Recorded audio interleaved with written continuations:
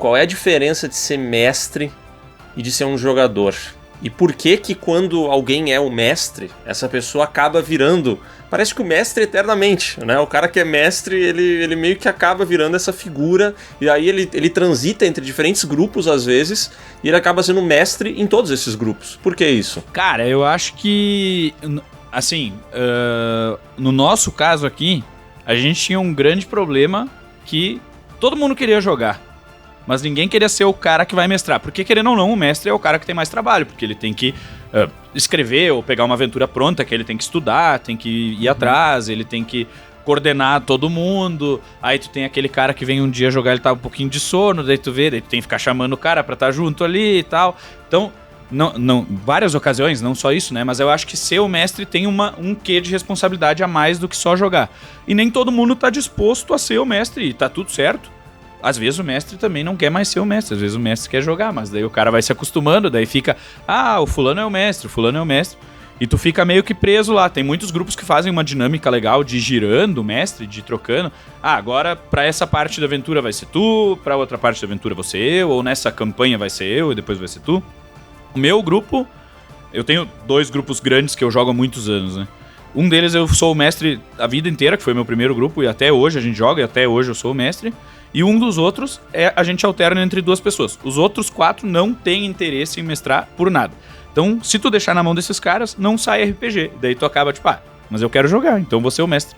Uhum. Coitado! E tem prazer envolvido ali? Como é que o mestre encontra claro que tem, diversão na aventura? Se não jogava, né? Não, é que tem um mestre que é sádico, né? Eu acho que tem muito mestre ali que ele tem a história na cabeça dele e ele pensa assim, vocês querem usar a minha história, então eu vou botar uma pedra no caminho de vocês. Acho que tem o cara que é assim, mas também tem... Eu me divirto em ver como os meus jogadores vão progredir a história que eu pensei. Eu gosto, que nem o Dudu comentou, de ver como o Miguel pensou, como o Léo pensou. Pô, no nosso caso ali, que a gente gravou o Krampus, quando eu pensei na história do primeiro, eu não sabia como ia ser, então eu escrevi uma história que tinha uma ideia mais concisa. Aí, gravando 15 minutos, eu abandonei a história e a gente seguiu do que foi acontecendo, né?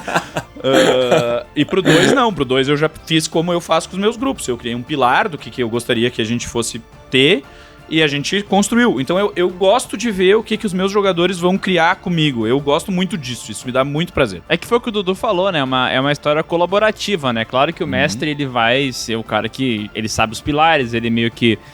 Ele entende pra onde a história ele gostaria que fosse, mas obviamente os personagens eles vão tomar decisões no meio disso aí que vão mudar os rumos, né? Sem dúvida, cara. Esse é o objetivo. Senão não é RPG, né? O que acontece enfim, isso a gente pode falar em outra ocasião até mais longamente sobre a questão de se mestrar, narrar uma aventura, né? Quando eu era um mestre iniciante, inexperiente, eu anotava tudo, cara. Escrevia até diálogos e tudo, etc. Depois eu fui vendo que era mais legal se você fizesse um esqueleto da aventura, fizesse um esquema, né, um organograma e tal, pra poder improvisar. Porque não adianta, cara, não tem RPG se você, como mestre, tentar empurrar os personagens pra uma direção. É claro que os personagens também têm que ter, na verdade os jogadores têm que ter também, e os personagens também, né, o interesse de encarar uma aventura, né, cara? Você fala, olha só, aqui tem um cara que tá contratando pra vocês entrarem numa tumba do tesouro. Os caras falam, não vou. Pô, aí não tem aventura, né? Então o cara tem que ter, né? Aquela coisa. Agora a maneira como ele faz e tudo, cara, isso aí é realmente... Senão não tem... Eu já joguei com mestres que até eram mestres bons, mas tinham esse problema e era péssimo, cara. Péssimo porque, cara, aí você vê que talvez não esteja valendo nada você jogar. Se os rumos da aventura estão sendo ditados só pelo mestre, pô, isso quebra um pouco os pilares da RPG. Sim, então né? Vamos sentar num círculo e deixa o cara ler a história, né?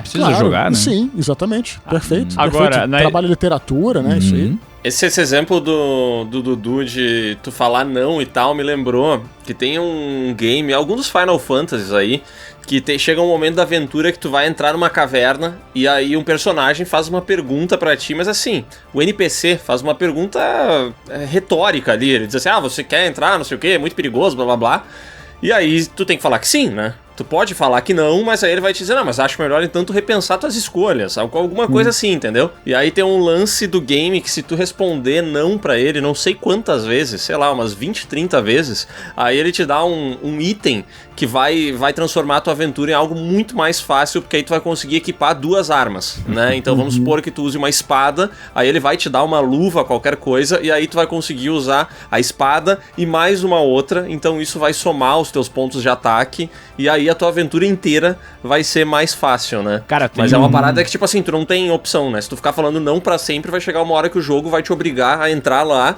e seguir em frente, né? Tem um jogo Senão, mais... aí nem começa o jogo, né? Você não tem... exatamente. O espírito aventureiro de começar... Porque você tá ali por uma razão, né?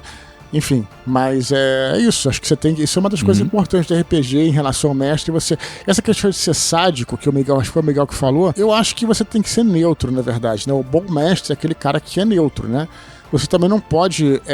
você tem que pensar o mestre ali pra reagir, é o mundo reagindo às suas ações, essa é a grande realidade, entendeu? Então, por exemplo, me lembro que comecei a jogar com um grupo da faculdade, os caras não jogavam e tal, eles chegaram numa cidade, eram de um nível, quer dizer, não é nível baixo, pensa assim, eram iniciantes, né? E aí quiseram, né, estavam num lugar, roubaram a bolsa de alguém, e aí quiseram entrar numa guilda de ladrões de uma cidade, enfim, uma grande cidade e tal. Pô, cara, os caras saíram de lá com o rabo entre as pernas, cara, quase morreram. Você não pode deixar também as coisas acontecerem, ser tão fáceis, né? Mas aí não é questão de sadismo, é questão de você... O universo tem que fazer sentido, entendeu, cara?